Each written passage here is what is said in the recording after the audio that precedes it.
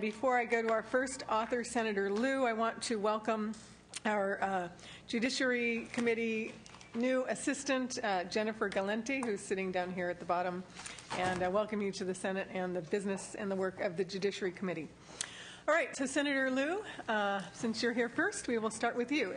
Item number 3, SB 62. And I do want to let everybody know we do have a very crowded agenda and a very crowded day today with a lot of committee hearings and a lot of bills. So I'm going to ask each witness to try to confine your remarks to 3 minutes.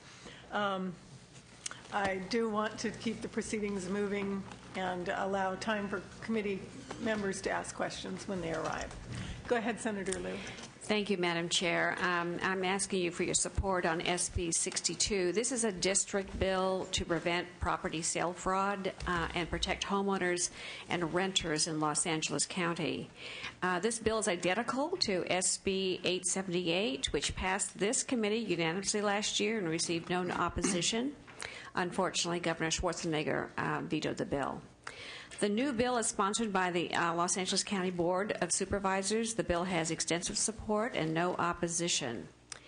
When the county records a notice of default or notice of sale for a home, the property resident will receive a timely warning in the mail. This builds upon a successful fraud prevention program already in statute in LA County. I appreciate the comments in the bill analysis that county staff should continue to work closely with the committee staff as the format for the mailing is developed. And we want to avoid any possible confusion and deliver useful information to residents. And I do have samples of a draft handout that I'm happy to share with the sergeants to distribute to members as they arrive. The only point raised in the veto message last year was that part of the bill might be redundant because foreclosure notices are posted on properties. However, the veto ignored a common complaint. Unscrupulous landlords taking a posting down, continue to collect rent, and tell tenants not to worry. Tenants are later evicted with little warning when the lender seizes a home. The postcard mailing will provide additional notice. A county real estate fraud and predatory lending task force requested this legislation. The need continues to warn homeowners and renters. Default notices filed with the county increased from about 21,000 in 2003 to nearly 106,000 in 2009. So I ask for your support on this bill. Thank you. And before we go to your witnesses, I want to recognize former Assemblymember Rebecca Cohn has joined us here today, and she is receiving her law degree from UC Davis in 3 weeks. So congratulations, and friends as well. All right, going on to witnesses. Again, try to limit your testimony to 3 minutes, or maximum 3 minutes. Briefer if you can. Thank you, Madam Chair, members of the committee. My name is Rigo Reyes. I'm the Acting Director for the County of Los Angeles Department of Consumer Affairs. With me here is Tim Bissell, my Chief Deputy Director, and thank you for the opportunity to testify on behalf of SB 62. Los Angeles County has operated the homeowner notification program since 1996, and homeowners are notified when a deed, a grand deed, or quitclaim deed is recorded against their property, which gives them the opportunity to review a copy of the document and alerts them to possible forgeries and fraud against their homes. This is a very important and successful program in fighting real estate fraud. Last year alone, more than 450,000 notifications were mailed, and the department assisted more than 25,000 homeowners who responded to those notifications. Homeowners strongly support the program. A survey card is sent with every notification, and more than 99% of those who respond approve of the program.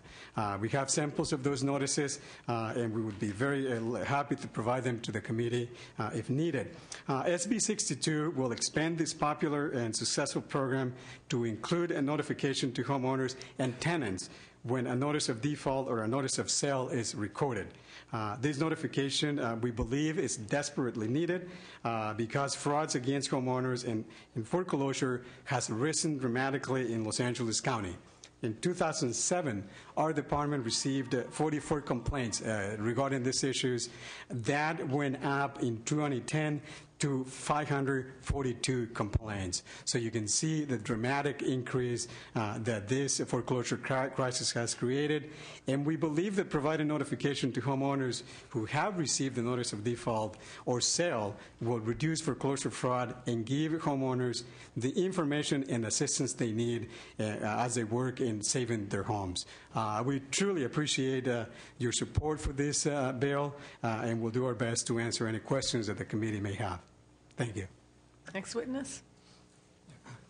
Hi, I'm Bill Mulder with the Los Angeles County Sheriff's Department, appearing on behalf of Sheriff Lee Baca, and this is a very good bill. Certainly with the mortgage crisis, the rising of the mortgage crisis, a lot of fraud has increased in this area, and this would be a good way to help deal with that situation, so we ask for your aye vote. Thank you. Good afternoon, Madam Chair. Corey Salzillo on behalf of the California District Attorneys Association in support of the bill. What other witnesses in support? Any witnesses in opposition? There are no questions from the committee. Would you like to close, Senator? I just simply ask for your consideration, and I vote when the time comes. Thank you. When we do get a quorum, I will ask for a motion on the bill. Thank you very much. Thank you very much. Thank you. Do we have any other authors? Mr. Desaulnier, Ms. Keogh, Mr. Yee, or Ms. Corbett? No one. All right. We will await their arrival.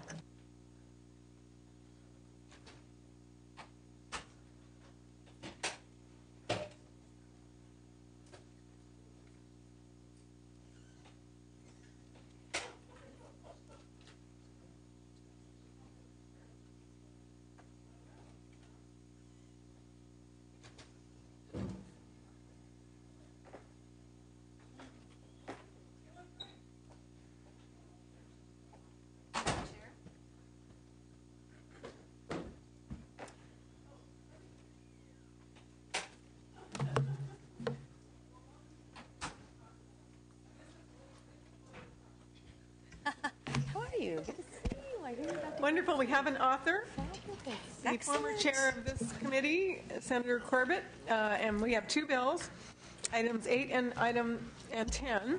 We'll start with item 8, SB 458, please. Thank you very much, Madam Chair. How'd you get up here so much faster than me? Good afternoon. Senate Bill 458 deals with the issue of deficiency judgments.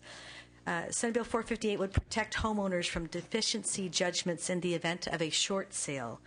This bill also clarifies that the protection from deficiency judgments in non-judicial foreclosure applies to residences only in this bill, and not to deficiency liability on a multiple collateral business purpose loan that includes a residence as one of the encumbered properties. California has several borrower protection statutes that protect borrowers in real estate transactions. Those statutes protect borrowers from additional liability beyond the security for their mortgage, the home itself, when a home is sold in foreclosure for less than the amount of the loan. You might remember this bill from last year. It did move through the process. Unfortunately, it was vetoed by the governor. Homeowners will be protected from deficiency judgments from their first loan if a short sale occurs. And let me just skip to the next paragraph. As our economic recession continues to impact Californians, short sales can help a homeowner avoid foreclosure by extending the anti-deficiency protection to a person's junior notes. The homeowner may more likely to consider a short sale as an alternative to a foreclosure. Thank you for the comments and the analysis. I do know that the chair does have some concerns about the bill. Very glad to continue to work with you on this very, very important consumer protection measure. As you know, Madam Chair, also, the bill is currently supported by the California Association of Realtors and the California Bankers Association. And I have Stan Wigg from the California Association of Realtors and Kevin Gould from the California Bankers Association to testify in support this afternoon.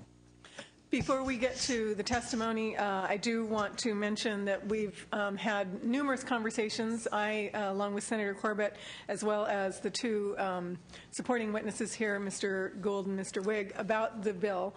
I really like the goal of the bill, and I appreciate what everybody is attempting to do. But as we've analyzed the bill, a couple of issues have arisen, and we've agreed to continue working on them. One of them is the my concern that, well, not just mine, but a concern that I have raised, that potentially when a short sale is being negotiated amongst all of the parties, and you have basically three potential parties, the first note holder, the second, and the seller, that the seller not be looked to for additional payment in any way. And that's an issue that we're going to continue to work on to try to resolve to everybody's satisfaction before it gets to the floor, to the Senate floor. And then the other one is to resolve concerns that were raised by the Center for Responsible Lending and the Housing and Economic Rights Advocates regarding how the bill treats debt collectors. And I'm doing this, I want to make clear to everybody in the audience as well as other authors, I'm doing this as an accommodation to the former Judiciary Chair because I believe that this bill can really do something very good without some potential unintended consequences. So we're going to continue working on this and have it heard again by the committee before it goes to the Senate floor for a vote. And I appreciate everybody's willingness to continue working on this and commitment to do that. So with that, Mr. Wigg. Thank you, Madam Chair.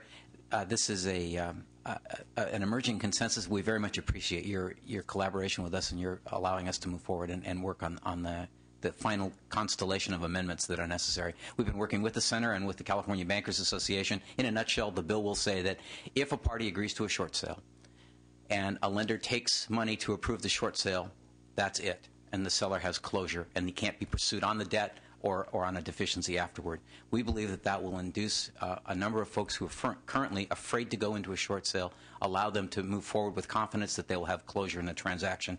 We see short sales emerging as the most common form of stressed property sale, and we think it's extremely important that the short sellers, the borrowers in the market, be able to get a fresh start. We think this will allow them to do that, and we, again, appreciate your collaboration with us. Thank you. Mr. Gould. Madam Chair and Senators, Kevin Gould with California Bankers Association. I think the Senator did a good job at outlining what we're trying to accomplish here, as well as Mr. Wigg. I think conceptually we all want to see more short sale transactions as an alternative to foreclosure. So I think if we all start with that goal and that concept, I'm confident that we can find a way to craft the language appropriately to resolve concerns. The bill has the added benefit, as Senator Corbett indicated, of removing the unintended consequence with regard to commercial loan transactions. That was not the intent of the author when they advanced SB 931. It was very much the intent to take care of the consumer loan transactions that are most common. And if left uncorrected, it would unfortunately on the commercial side lead to more foreclosures. On that side, we're very much interested in encouraging more short sale transactions. So with that, we thank you. We look forward to working with you and your staff, and we respectfully urge your aye vote.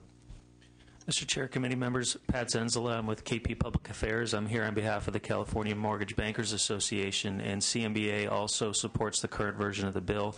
It deals with an unintended consequence from SB 931 from last year, which is very positive in dealing with that. And second, it would provide more certainty to borrowers who are agreeing to short sales so that the second lien holder would not come back after the agreement had occurred and then seek a deficiency judgment. Thank you. Thank you, Madam Chair and committee members. I'm Karen Becker from the Center for Responsible Lending. We support the intent of the bill. We've worked with the CBA and the realtors as well as the author and committee staff to come up with a compromise, and we believe that we have language that addresses our concerns. So we're in support as well. Thank you. Good. And the only reason we're not looking at that amended language right now is we basically ran out of time. So I look forward to continuing to work with everybody. Thanks. Thank you. Any other witnesses in support of the bill? Any witnesses wishing to speak in opposition to the bill? No committee members yet. So, Senator Corbett, would you like to close? Yes, Madam Chair. Excuse me. I appreciate you working with us. I am very confident that the parties will all come together and are very motivated to come up with a product that will, to do what we're intending to do, allow for these short sales to be an alternative, albeit a sad alternative, but give an opportunity to protect those that are most vulnerable in the situation, and those are the sellers. So thank you very much to your sensitivity in working with us on that, and I think we'll have something together pretty soon. And I ask for your aye vote when the time comes. When we have a committee, I will ask for a motion. Thank you so much. And Senator Corbett, if you don't mind, I see Senator DeSaulnier, and I know that he's got a committee that he is chairing, so I'd like to take him next. Senator DeSaulnier, that's item number 4, SB 201. Thank you, Madam Chair. Thanks for accommodating me. SB 201, Madam Chair and members, is, I think, an important piece of legislation that is, in the spirit of it at least, is being affected in many places around the country. And basically what SB 201 attempts to do, and I believe will do, is change and give some options to corporate form. Whereas current corporate forms tend to drive people into a position of liability and a culture that if they don't, the corporation and the leaders of that corporation do not maximize return on investment as their ultimate goal in that function all the time, that they are held liable. This bill and this new corporate form allows for some flexibility in that regard. Therefore comes the name Flexible Form Corporations, so that a corporation could decide with the agreement of their shareholders to not just the fiduciary responsibility to maximize return on investments, but also to pursue other goals, environmental goals, social goals, so that people would be clear from the beginning when they're investing in this corporation that there are multiple goals, and it's not just to return investment, although that will continue to be an important issue for the investor. Again, it requires and does have more transparency and more options. Hopefully it will change the culture in some of our corporate world so that people can do more than just maximize the return on investment. It's an opt-in, so people can continue to run their corporations as they currently would do. We do have some concerns, I know, with the not-for-profit world, and we are committed to continue to work with them. This bill actually was brought to us after an extensive process by some of my speakers who have looked at this and have a good deal of experience from their professional lives to corporate form. We actually brought this to the committee last year, but because it's a very complex committee and it's taken a long time, we continued it, and it was held in committee last year, so it's now in front of you again. I'm more than committed, as always, to work with our opponents. We know this is a complicated issue, but we would respectfully ask for your support today and your comments, and we'll include them as we move along in the process. With that, I would like to start with our first witness, who has been really at the forefront of both administering corporate form in her professional life, but also in trying to develop this option. Suze? Thank you. Hi, Madam Chair and fellow senators. I'm Susan McCormick. I'm a partner at the law firm of Morrison & Forster, where I head the business department, which has about 600 lawyers, the Clean Tech Group, and I've also been very honored to be one of the co-chairs of the working group on new corporate form for California. So what is this working group? There is no entity. We are not a nonprofit. We didn't set up any legal structure. We are 10 practicing corporate lawyers. All of us were chosen because we are good technical corporate lawyers. We represent diverse interests. None of us have skin in the game. None of us will benefit one way or the other if this legislation passes. We just are all very committed to and interested in corporate form and how we can advance corporate form in California. It includes lawyers from large firms, lawyers from small firms, lawyers from academia, and some folks from the private sector as well. We worked on this draft for about 3.5 years, and during that process, we reached out to over 250 businesses and other organizations around the state, including through the Corporations Committee, the nonprofit section of the State Bar. And so we after drafting, we submitted the drafts to all these folks and took comments from them and did incorporate a lot of changes as a result of conversations with the Corporations Committee, conversations with everybody from the Chamber of Commerce to sustainable groups. So That's sort of how the bill came about. It really creates, in a nutshell, it creates a safe harbor in addition to the business judgment rule that allows and, in fact, requires boards and management to emphasize a social or environmental purpose that is agreed with shareholders. And so it puts the onus on shareholders to negotiate with boards and management what they want that purpose. It could be 1, it could be 10, what they want that purpose to be, and that it includes considerable accountability and disclosure requirements to ensure that the boards, in fact, don't waste resources and management don't waste resources, but they, in fact, use the resources of the company, the shareholders' resources, for those goals.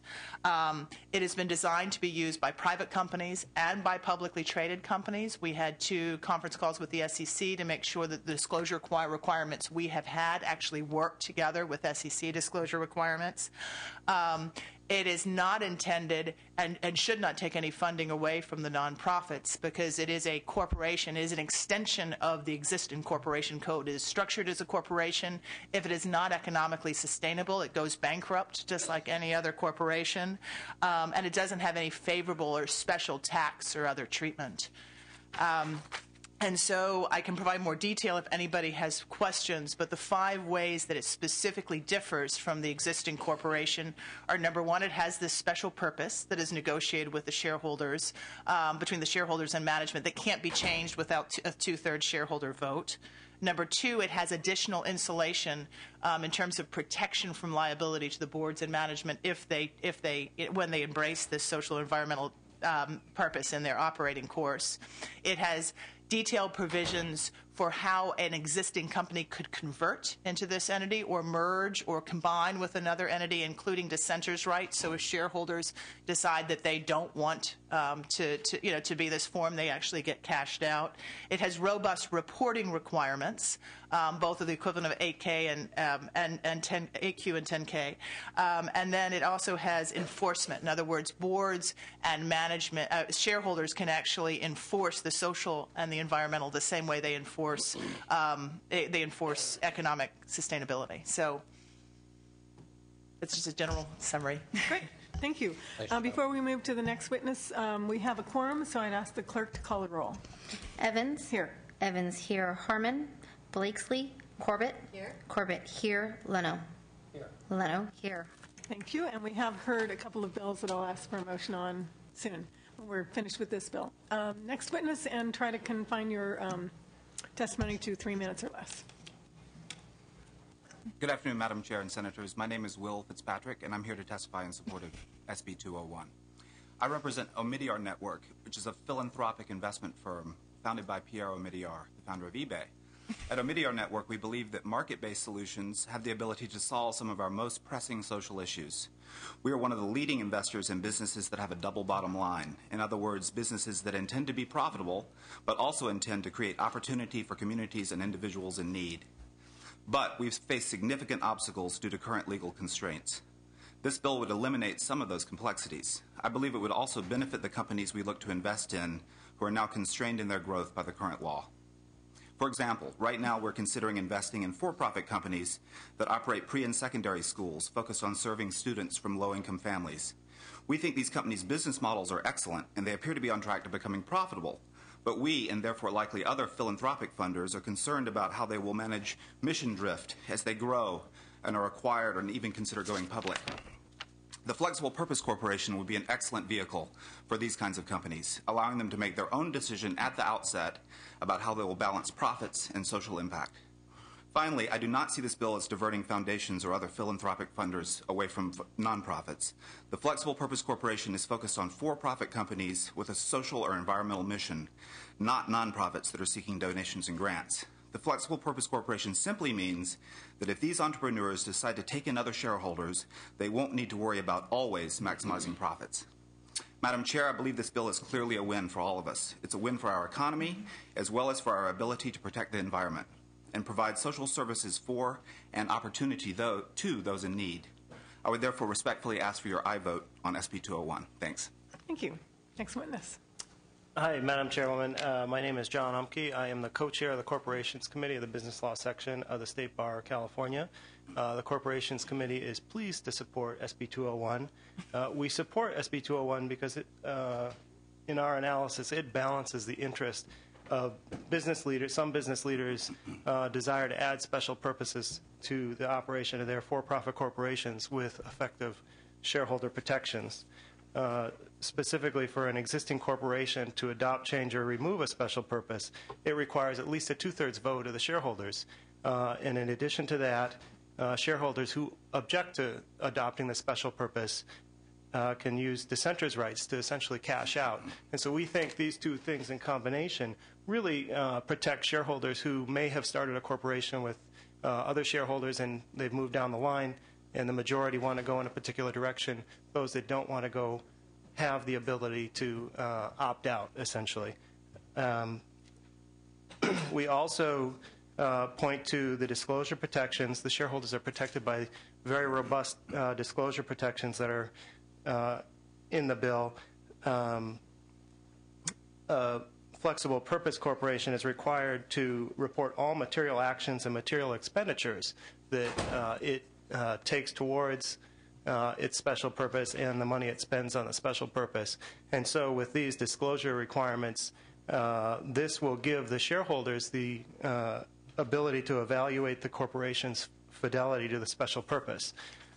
In closing, we're pleased to support SB 201 because it does strike that balance. And if adopted, it would be the first bill of this kind in the nation. And we respectfully ask for your aye vote. Thank you. Thank you very much. Any other witnesses in support of SB 201? Any witnesses in opposition? Please come forward.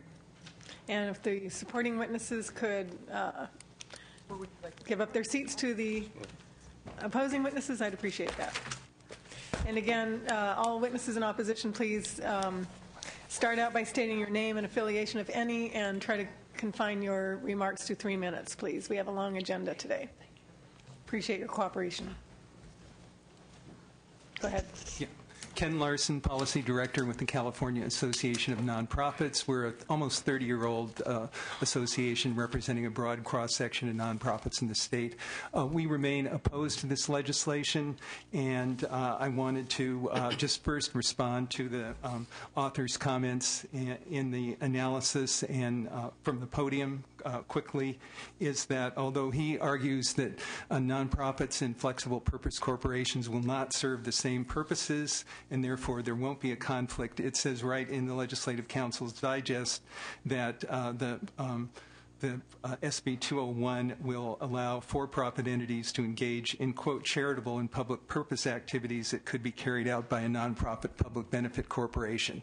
So there is an overlap and there is the potential for competition there.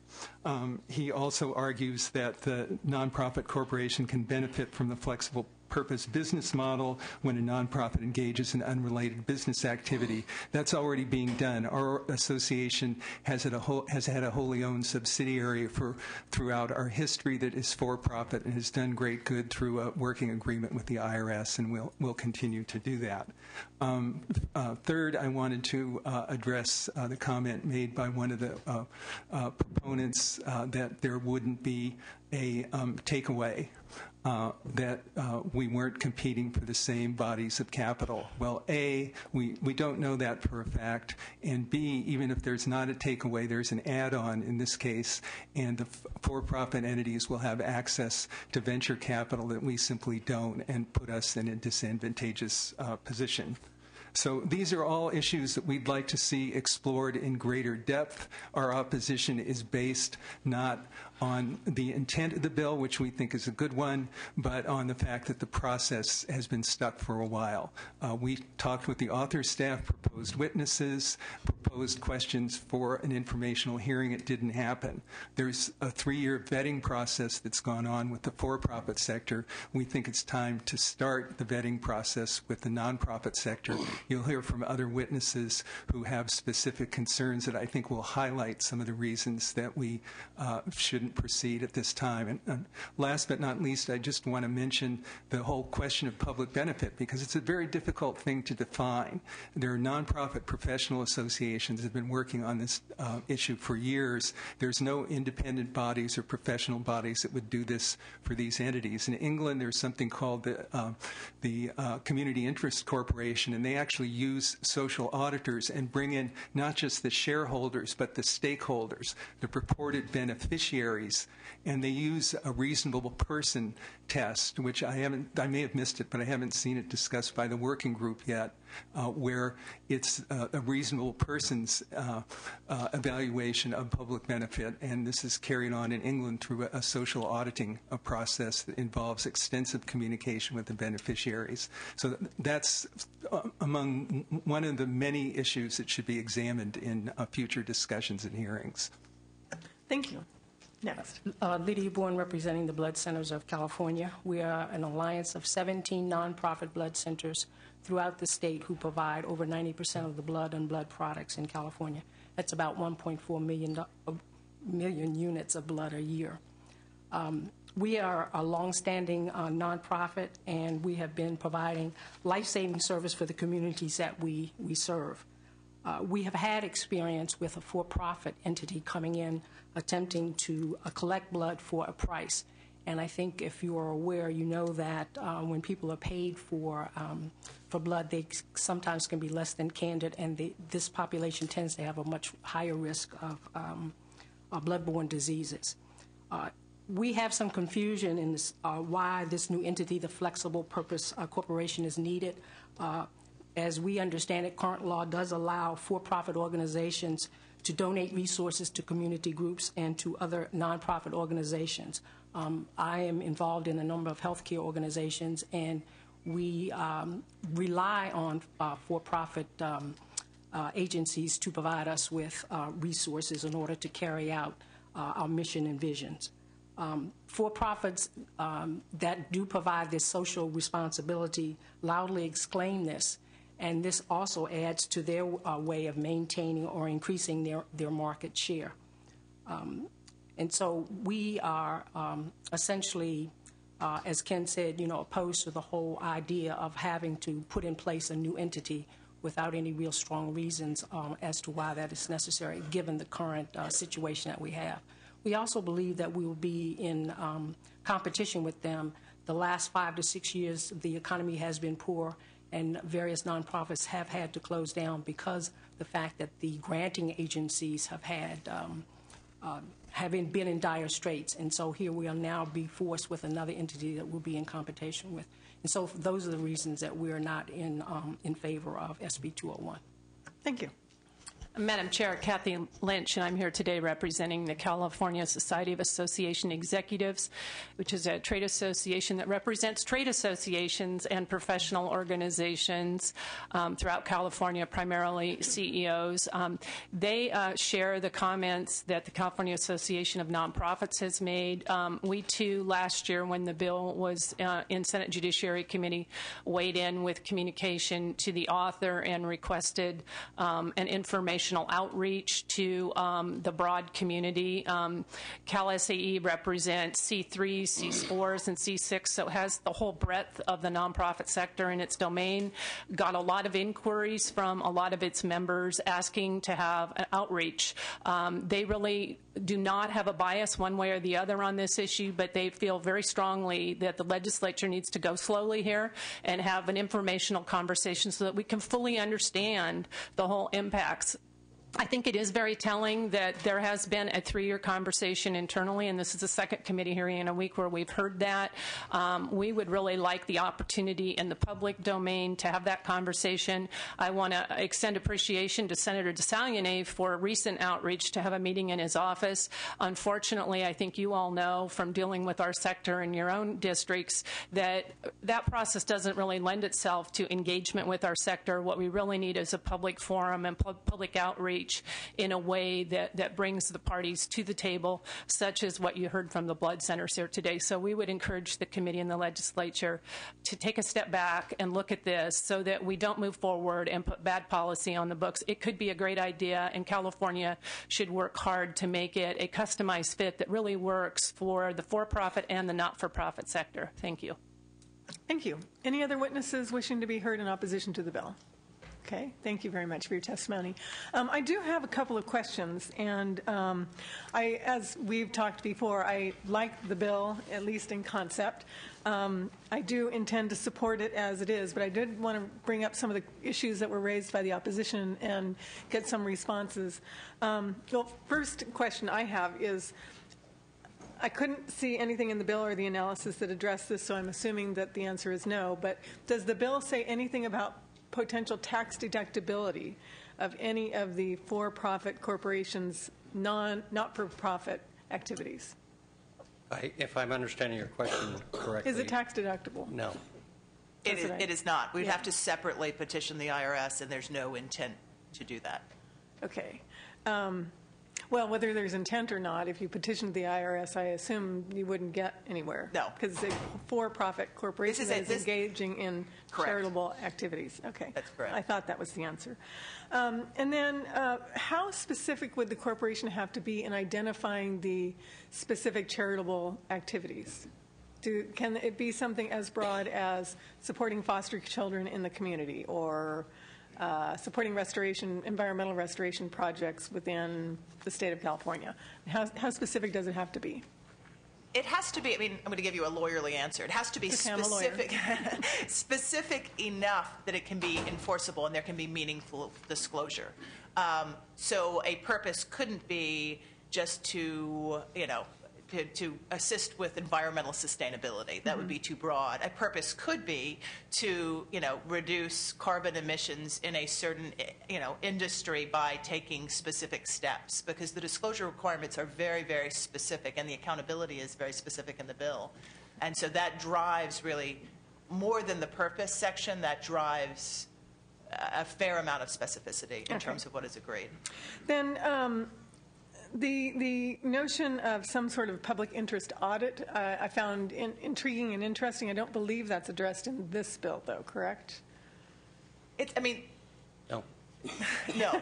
There are two. She'll do the technical answer. But there's oversight in two different ways over the bill. And while you're not giving oversight to, say, the Attorney General, as you would with a nonprofit, you are giving oversight, as you do for any other corporation, to the SEC, for shareholders. You also have oversight in terms of the disclosure. You have not just sort of the annual report. You also have the equivalent of the 8K. In other words, any time the company takes a material action that could impact either the economic sustainability or the purpose, they have to disclose it to their shareholders. So there's a regular accountability and audit. In addition, the disclosure goes beyond the shareholders. The disclosure actually has to go out to a broader audience, including consumers and anybody else. And so there's more transparency here than there would be for a typical corporation. So the disclosure goes out to beyond the shareholders, though. For what purpose? I mean, does any member of the public have standing to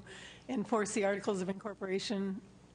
Nobody is standing, but it's a general corporate governance principle that an organism watched behaves differently. And so if you are required to disclose to a broader audience than just your shareholders, you have people who are watching how the entity is functioning. But the only people who have standing are the shareholders. And the shareholders have the same enforcement mechanisms with respect to the social and the environmental purpose as they do with respect to shareholder value today. But it is, again, the interests of the shareholders that are being pursued and protected, not necessarily the broader interests of the public.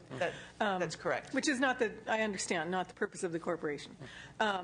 So then the last question I have is this issue of whether or not the corporation would be in competition with nonprofits for funding, grants, that sort of thing. I'm not even sure how to articulate this question, but, the corporation is a for-profit corporation, so I assume it wouldn't qualify for grants that would otherwise go to a nonprofit. I think the concern probably has more to do with corporate sources of funding no longer being available to a nonprofit because they are now being used for the for-profits corporation's charitable purposes. And I think, at least from my perspective, and Mr. Fitzpatrick, I think, can articulate this in a more meaningful way.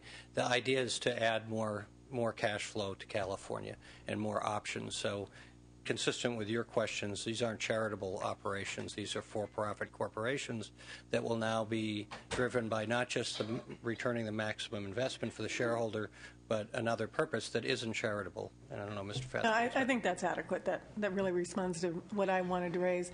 It is still a for-profit corporation. I like the idea of creating a little bit more of a less than specific bottom line issue for corporations to have in mind, and shareholders as well. Were there, Ms. Corbett? I was just hoping that you might tell us a little bit more. There was earlier testimony that it is important to have this new form of organizing because there are various impediments to doing the work that corporate entities want to do. So we heard that there was, one concern about a 2/3 vote. That didn't sound like it was too onerous. But so what sort of impediments, how onerous are these impediments that you refer to? Are they just annoying? Are they tax issues? Maybe give us a little bit of flavor as to why this is important to make change. It really comes from both sides. In Midiar Network, again, I work for a for-profit, and we do for-profit investments. We also have an affiliated private foundation, so I'm aware of that side too. And so I talk a lot with the private foundation world, and they are more and more interested in being able to do what they call program-related investments through a private foundation. But this requires a very expensive process, especially if you're making equity investments as opposed to just making loans, below market interest loans. It generally requires that you get additional outside counsel involved, that you have an opinion letter written. Those can be tens of thousands of dollars. So just on that side alone, all flexible purpose corporations would not necessarily qualify for program-related investments. Depends on how you set them up, how charitable you make the charitable side. But to the extent that they qualify, then it would make that process, for example, much simpler. And that is, I've seen over and over again, enough reason that a number of foundations don't get involved in this sort of activity. Other questions? Mr. Leno? Thank you, Madam Chair. I had authored a bill that would have done something similar to what Mr. Huffman's bill is doing in the Assembly as it's moving forward. And the concern from the opposition notwithstanding, I think that there's value in seeing both bills move forward at this time to see how they unfold, what amendments are taken along the way, and just to make a later determination if one is going to be of any negative consequence to the other before making some final decision. I got here just a little bit late, so I'm not sure if I missed anything in your presentation, but can you or your sponsors speak to how you see the two being complementary as opposed to competitive? Sure. Well, Mr. Leno, when I was originally brought this idea and had an interest, and I've had an ongoing interest in socially responsible investing on every level, I went and talked to you and asked you if you were going to do your bill again, and if would you mind if I pursued it? And typically, you were very gracious.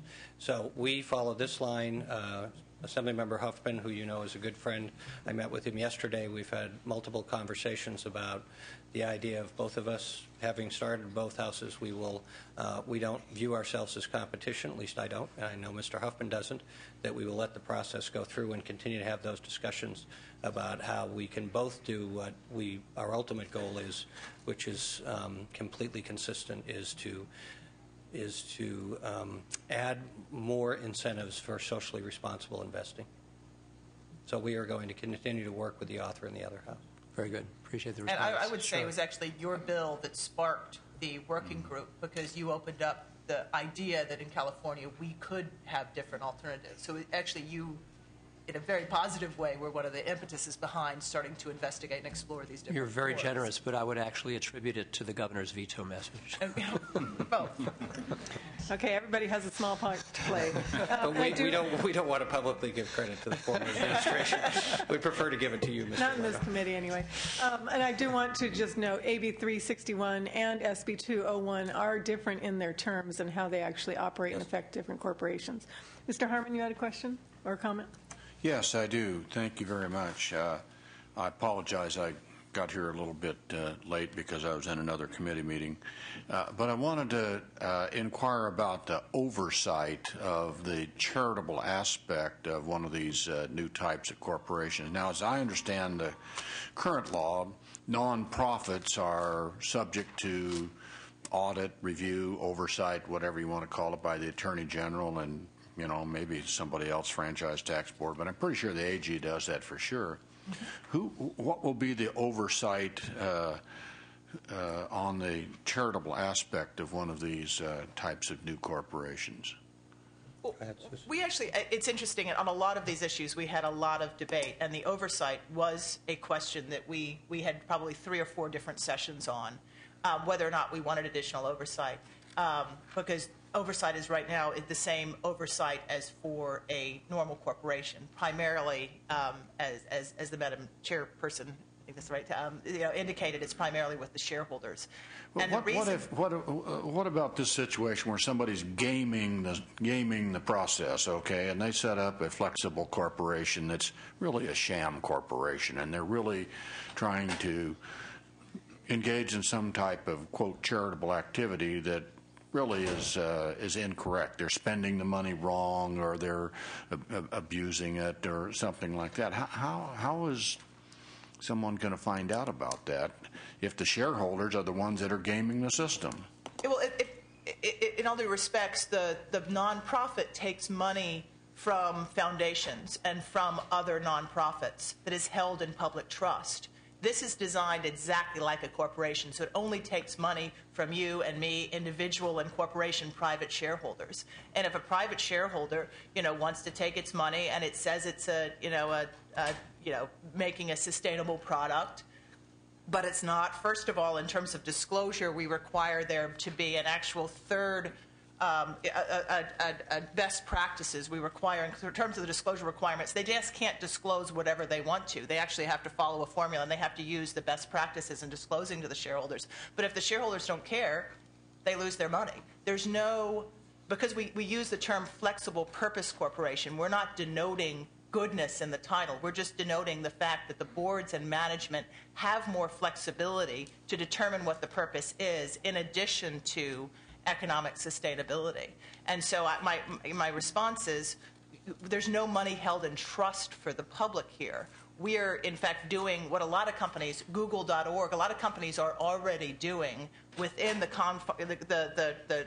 construct of a corporation. There are many companies, Method, New Leaf Paper, Revolution Foods, that have a strong social and environmental component within the corporate structure. We're leaving that structure exactly the same, and all we're saying is we're giving additional protection and additional leeway and additional power to the shareholders in terms of that purpose. Is that... Well, it does and it doesn't. I'm a little concerned that it appears that there's not much of an oversight other than from the shareholders, and I'm worried that, using the phrase I used a moment ago, someone will game the system and figure out how to use one of these new corporate models to misappropriate, misallocate whatever fund or term you want to use to the detriment of the public or the charity that they're supporting, or there's a lot of people out there that take advantage of that. The shareholders could sue them. I mean, the shareholders could sue them, and they're not. I mean, you wouldn't want a corporation. I actually think if you took Ford and you told them that there was going to be another, Ford does have a whole environmental sustainability program, and you told Ford that they now had to comply, there was going to be an oversight board, I think you would have a much more difficult time getting investment. Well, if corporations like Ford, and you mentioned Google, and other good corporate citizens that are spending some corporate money on good social causes or environmental causes, why do we need this? Why can't they're already doing it? Why do we need to adopt this new format for corporations? They are already doing it under the business judgment rule. This really addresses the issue when there is a direct trade-off. This addresses really the long-term issue that a lot of corporations are required to look, because of the corporate form and also a lot of other constraints, very, very short-term. If Ford were to convert in this, they could operate probably very similarly to the way they operated now, but their CEO and their board would probably be very happy because they would have much more flexibility to look 10 or 20 or 30 years down the line, because they wouldn't have to show on a short-term basis how every action directly benefits shareholder value. They could look more long-term in terms of the corporate structure. All right. Thank you very much. We'll look forward to the new Harmon regulations. Remind me sometime to tell you about the Arthritis National Research Foundation. All right. Sounds like a good conversation. All right. Mr. Desaulniers, would you like to close? I don't want to espouse on the greatness of just letting the marketplace flourish in response to Mr. Harmon, but I think the discussion, I want to make one comment about process just briefly in the opponents. As I mentioned in my opening comments, we actually introduced this bill last session because of our constraints with the budget and your own staff constraints. We agreed to hold it in committee. There was some discussion about having informational hearings. My memory of not doing those informational hearings were because we were very busy with the budget. That's not an excuse for everything. I think there's still an opportunity if the opponents would give me a level of specificity that we'd like to work with them on it. I'm a little concerned that, to be perfectly honest, they would be against it in any case, but that's just me being a legislative suspicion. Having said that, happy to have that discussion. I think this just gives another option, as Sue said so eloquently, so that investors in California can both expect to maximize their return on investment in the short term, but can take a longer view in terms of social or environmental concerns. And with that, I would ask for your aye vote. Thank you. Senator Corbett? I'm just going to make a quick comment. I'm going to support the bill today. I do have some concerns by some of the issues raised by the opposition, so I'm happy to hear that you're going to continue to reach out and address those concerns. You know, obviously we want to do whatever we can to encourage people to be involved in these types of activities, so this has some appeal to me, but I'm still not 100% sold. Glad to support it today and just do a little more exploring on my part to address my concerns. So. And we'd be happy to have those conversations, Senator. Yes, thank you. Chair will entertain a motion. All right. The motion is to do pass to appropriations. Motion is due pass to Senate Appropriations. Evans? Aye. Evans, aye. Harmon? Harmon, no. Blakesley? Corbett? Aye. Corbett, aye. Leno? Aye. Leno, aye. The vote is 3-1. The bill is out, and we will, I guess that we don't have another member today. That's right. He's in Washington, D.C., testifying on nuclear energy. Thank you very much. Thank you, Madam Chair. Thank you. Okay, while Senator Kehoe is coming forward, I'd like to entertain a motion on item number 3, SB 62, which has already been presented by the author. All right, that's been moved. Motion is due pass to the floor. Call the roll. Evans? Aye. Evans, aye. Harmon? SB 62, Lou, item number 3. Harmon, no. Blakesley? Corbett? Aye. Corbett, aye. Leno? Aye. Leno, aye. The vote is 3-1. That bill is out. And I will entertain a motion on item number 8, SB number 458, Senator Corbett. So moved. The motion is to pass this bill out of committee, and for the committee's edification, Senator Corbett and I have agreed that we will be continuing to work on this bill to try to arrive at a consensus regarding a couple of issues that I have identified fairly last moment, and we will bring it back to the Senate Judiciary Hearing Committee for an additional hearing on the amendments before it goes to the Senate floor for a vote. So we have a motion. Call the roll. Item number 10, 8. Correct. The second one has not yet been presented. The motion is due pass to the Senate floor. Evans? Aye. Evans, aye. Harmon? Harmon, aye. Blakesley? Corbett? Aye. Corbett, aye. Leno? Aye. Leno, aye. The vote is 4-0, and that bill is out. Senator Kehoe. Good afternoon, Madam Chair. This is item 6, SB 328. Yes, it is indeed, and it has to do with condemnation proceedings and how to include conservation easement holders. Thank you for allowing me to present. Conservation easements are used to protect a wide variety of natural and cultural resources in California. Sometimes they're paid with public dollars, bond money, or nonprofit funds. Yet there is little or no ability for those who manage or hold conservation easements to be included in condemnation proceedings. Nonprofits who hold conservation easements have been reporting that they are overlooked in the condemnation process. Sometimes by the time they're able to get a seat at the table, it's often too late for them to affect any change in the condemnation proceedings. In addition, public agencies that fund the acquisition of these easements usually have no role or rights in the proceedings. The bill would address these concerns by including conservation easements as property appropriated for public use under eminent domain law, by establishing reasonable notice requirements and an opportunity for easement holders and public funders to be heard in the process, and ensuring that conservation easement holders be fairly compensated if their land is taken, if the easement is overridden. The bill does not expand condemnation proceedings in any way.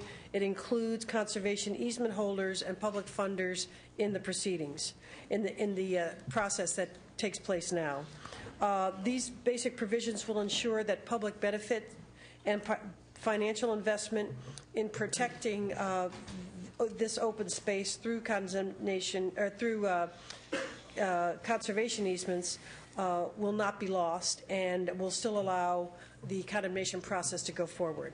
The bill is sponsored by the California Council of Land Trusts. It's supported by the San Diego County Water Authority, the Association of California Water Agencies, Trust for Public Lands, and others. I appreciate all my supporters and sponsor, and I have Darla Gensler with me, Executive Director of the Council of Land Trusts, to speak on behalf of the bill. Thank you, Senator Kehoe. And if you have a number of witnesses, apparently, so could you keep your testimony very, very brief, please? Go ahead. Good afternoon, Madam Chair and members of the committee. I'm Darla Gensler with the California Council of Land Trust, and what we saw happening in 2007 was that an increasing number of properties protected with easements were being proposed for condemnation. And what was of most concern was not that ultimately they were condemned, but that the entities that were holding them had and were proposing the condemnation didn't know how to deal with them, didn't understand them, didn't know if they were if compensation was due, how to involve them in the proceedings. So we worked with a group of attorneys and the utility agencies, transportation, water, and so forth over a long period to develop this bill and bring it forward. And as Senator Kehoe mentioned, this does not pave the way with a lot of new regulation at all, but it really embeds the proceedings for how you handle these properties with conservation easements into the existing eminent domain statute, and makes it explicit that the proceedings that are already there apply to conservation easements because they are an interest in real property. I'm happy to answer any questions. Thank you. Thank you. Next witness.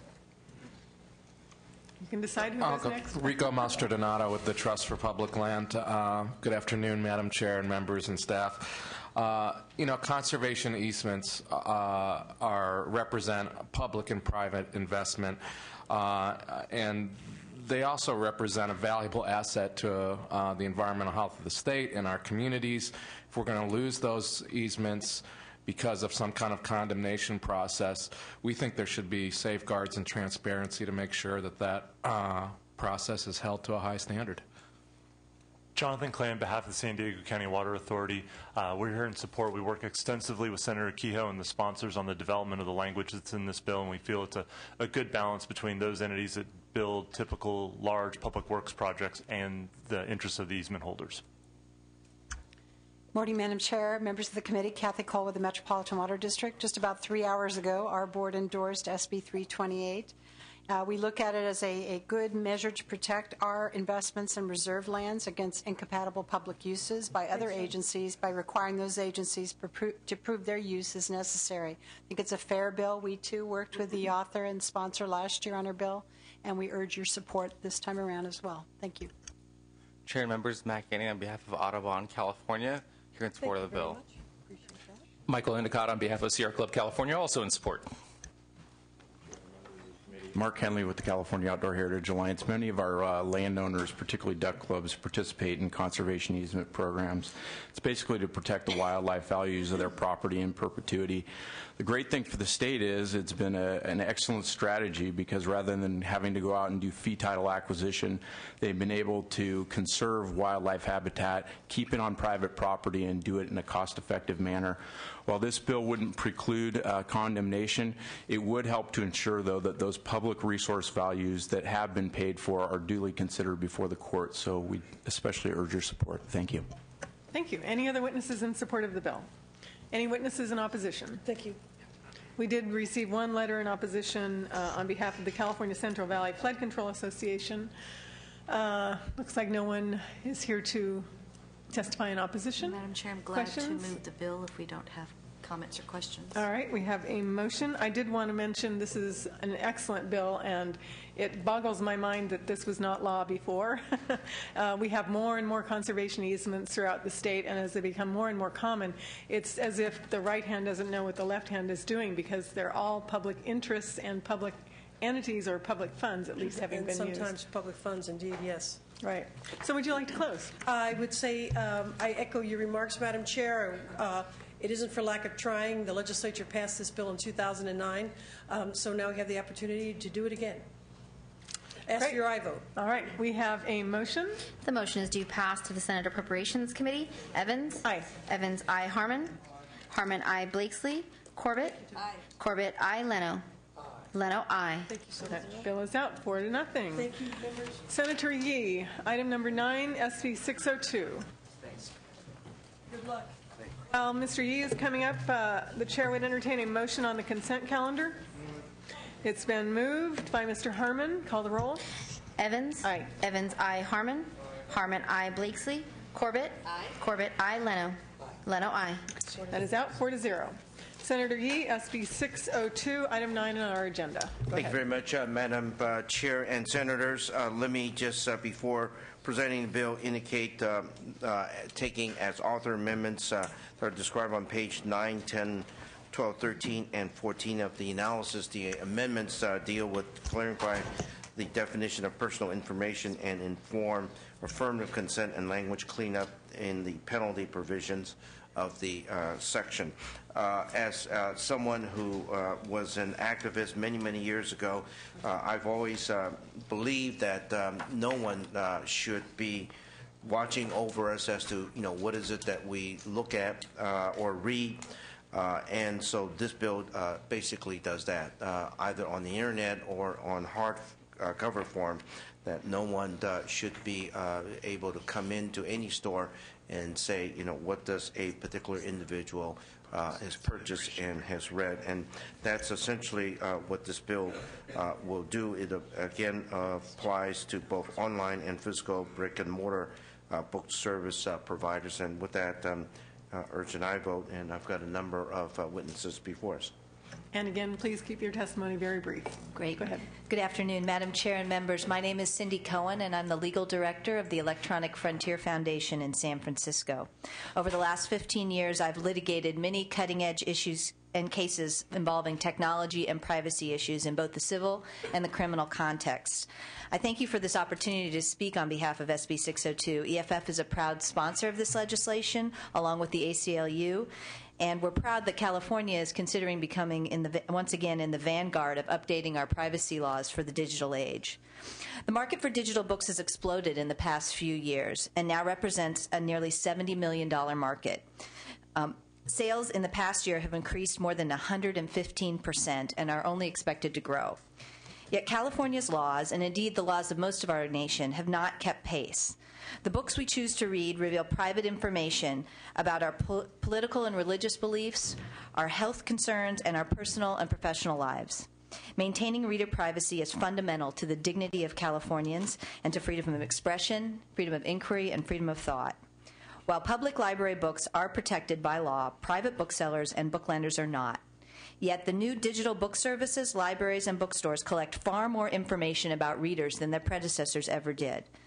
They take track of the books you browse but don't read, how many pages you read, if you skip to the end to find out how the mystery comes out, and even the notes you write in the margins. This information can paint a strikingly intimate portrait of Californians, and unfortunately, without legislative protection, presents an attractive target for government or private litigants. SB 602 ensures that there are clear rules for government and third-party litigants requiring them to have proper justification before accessing private reading records. The bill prevents disclosure of personal information, including IP addresses, without either a warrant in a criminal case or a court order in a civil case, and in most situations requires notice to the reader because they're in the best position to try to protect themselves. The bill also requires booksellers to report on the number and type of requests for reader information that they receive.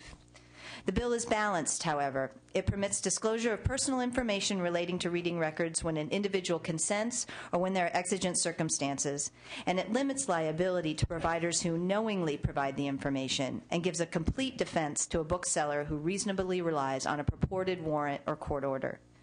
The Reader Privacy Act would establish clear rules for businesses and standards for government and third-party access to reader records.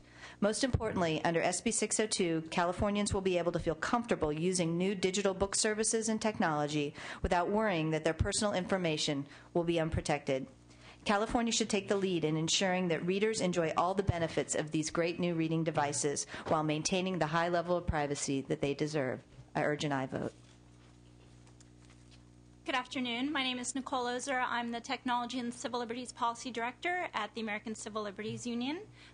We represent over 100,000 card-carrying members here in the state of California.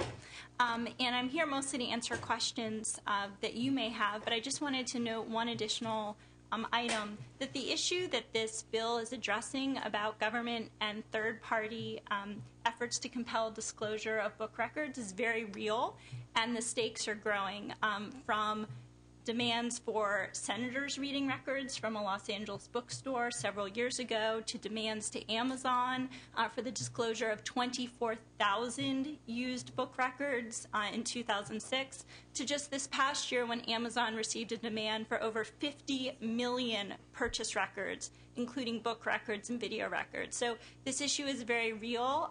It's an issue that we need to address here in California, and we certainly hope that you'll support this bill today. Thank you very much. And I'm Valerie Small-Navarro with the ACLU, here to answer questions only. Thanks so much. John Ross on behalf of Google. We've worked with the sponsors to craft what we think is a very good measure and urge its passage. Lenny Goldberg, Privacy Rights Clearinghouse, in support. Other witnesses in support? Oh, yeah. One more. Thank you, Madam Chair and members. Christina Dillon DeCaro, representing the California Library Association. We apologize for the late support, but it is support nonetheless. Thank you. Better late than never. Any other witnesses in support? Any witnesses in opposition? Seeing none, and I have no letters in opposition. So, Senator Corbett. So, Senator Yee, I didn't have an opportunity to read your entire bill, but I'm assuming that this covers all textbooks and portions of textbooks that might be made available through any program, through a state or a school's bookstore, those sorts of things. Are textbooks covered? I guess is my question. I think my witnesses can answer that. So this applies to commercial entities, but the definition of book means any paginated or similarly organized content. So it does cover any book or portions of books, but this does cover commercial entities only. Okay, and then one last question. You allow for exceptions in the event of consent or for other, very important record, public safety kinds of issues. In the definition of consent, can someone under 18 consent to the release of that information? Do you have to be over 18 to consent? The definition of consent is the one that California has generally, and so if you're under the age of 18, then I don't think you have sufficient majority to consent to anything in the state of California, and there's no change here. Thank you very much. Other questions or comments? Senator, you may close. Thank you very much. Just to indicate that this is, as indicated by the witnesses, a balanced approach. There are exceptions to this disclosure issue, and hopefully with that it does provide a balance to protect our privacy. But then yet when there are sufficient substantiated emergency and appropriate warrants that disclosure will in fact happen. So with that, urge an aye vote. Thank you.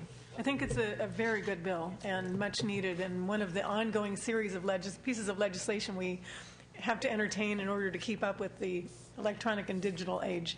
All right, we have a motion. Call the roll. The motion is due pass as amended to Senate Appropriations Committee. Evans? Aye. Evans, aye. Harmon? Blakesley? Corbett? Aye. Corbett, aye. Leno? Aye. Leno, aye. 3 ayes, and we are going to leave the roll open for the absent member. Thank you. Thank you. Senator Smidian. We have SB 33, item number 2 on our agenda.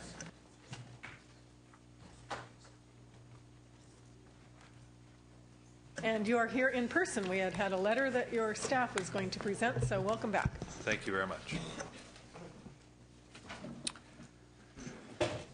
Members, in 2005, the California legislature adopted the Elder Abuse Reporting Act, which was authored by me with then Assembly members Lois Wolk and Patty Berg. The measure required financial institutions to report elder financial abuse when there was reasonable belief and corroborating evidence indicating that financial abuse was present. The measure broke some new ground here in California. For that reason, we had a sunset date just so folks could see how the law worked over a period of some years.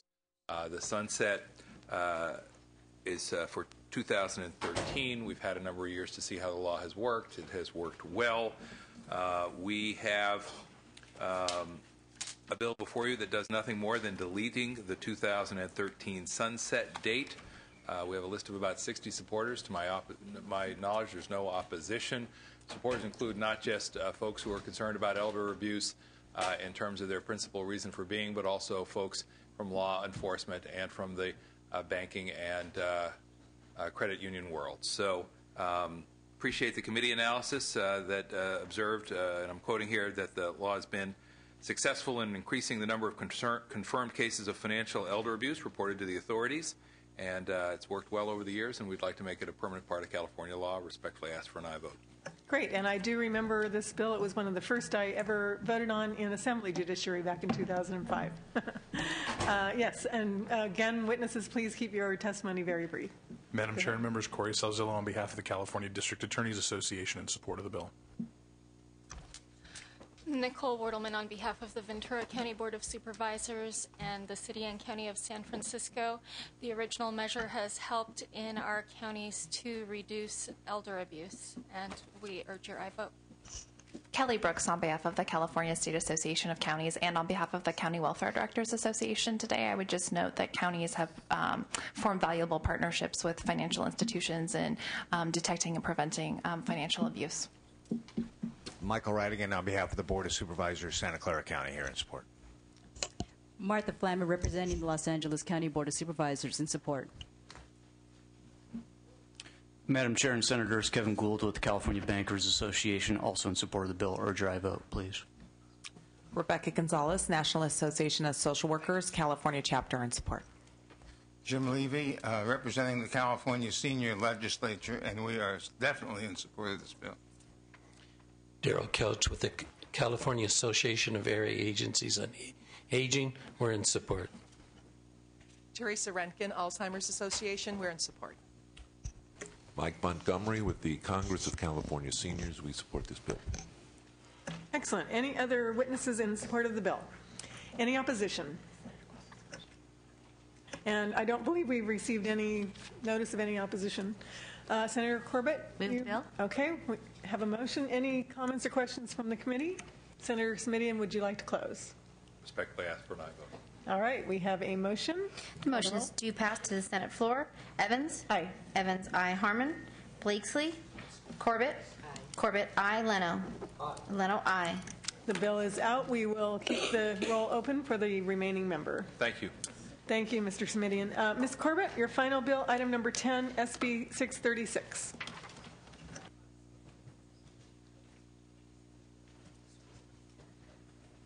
Thank you, Madam Chair. SB 636. This bill provides further protection to individuals who are already participating in the Safe at Home program. This allows people to submit a written request to Internet service providers and websites to remove their personal identifying information. Senate Bill 636 also prohibits the publication of a participant's address, telephone number, or other identifying information by an entity that has received such written request. Domestic violence, stalking, and sexual assault across ethnic, racial, age, gender, religious, national origin, sexual orientation, and socioeconomic lines and affects millions of Americans every year. Survivors of these terrible crimes often continue to live in fear, even after moving away from an abusive partner or predator.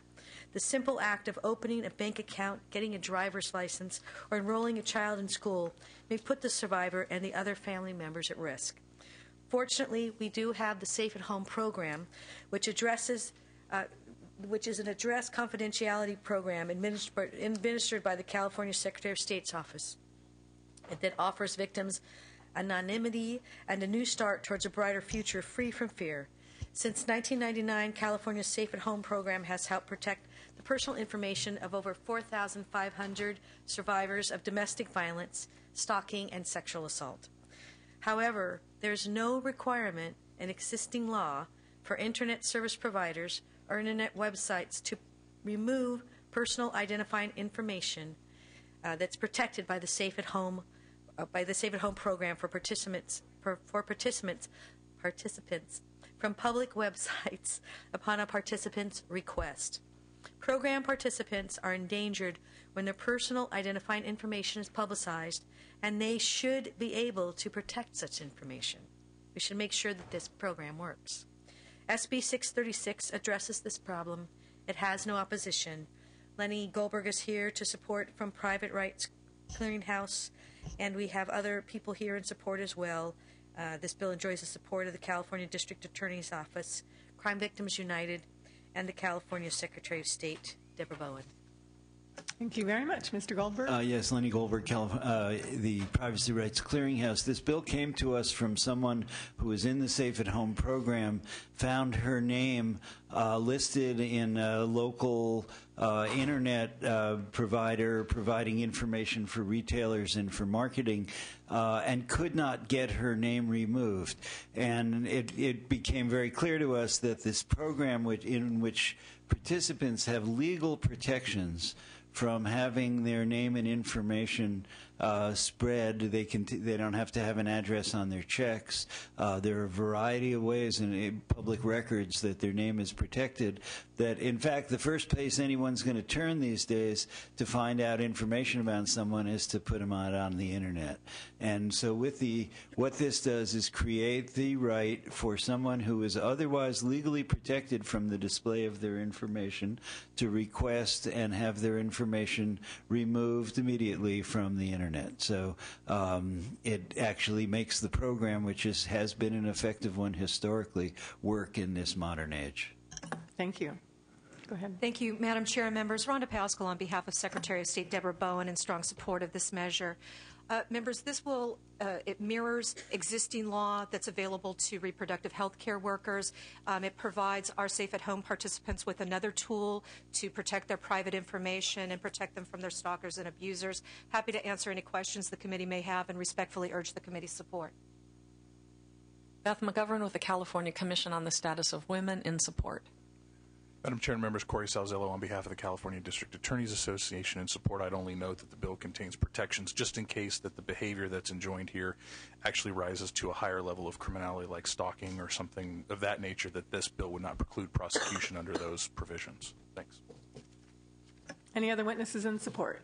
Witnesses in opposition? Questions or comments from the committee? Okay, we have a motion. I do want to comment. I authored the bill similar to this relating to reproductive health care workers and others relating to elected officials. And it's not easy to do in order to respect the First Amendment rights and also the needs of law enforcement, but can be done, and I appreciate your bringing this forward. It's a needed bill. Thank you very much, Madam Chair. All right, we have a motion which is due pass to public safety. So this bill is double referred. Call the roll. Motion is due pass to Senate Public Safety. Evans? Aye. Evans, aye. Harmon? Harmon, aye. Blakesley? Corbett? Aye. Corbett, aye. Leno? Aye. Leno, aye. The bill is out on Thank you very much. 4-0 vote. And that concludes all of the bills that we had to hear. Oh, we have two items on call. Item number 2, SB number 33. Call the absent members. Harmon. I'm sorry, it's my number in sequence is off. SB 33, Semidion. Aye. Harmon, I. Blakesley. That bill is out 4-0. Item number 9, SB 602, Senator Yee. Call the absent members. Harmon. Aye. Harmon, I. Blakesley. That bill is out 4-0. And that concludes. What about SB 221? I don't believe I voted on that. That was over at the office. It's pulled. Oh, that was pulled by the author. Yeah. I believe everybody has voted on every item. Yes. All right, good. We've got that confirmed. All right, we've concluded our business and we stand adjourned.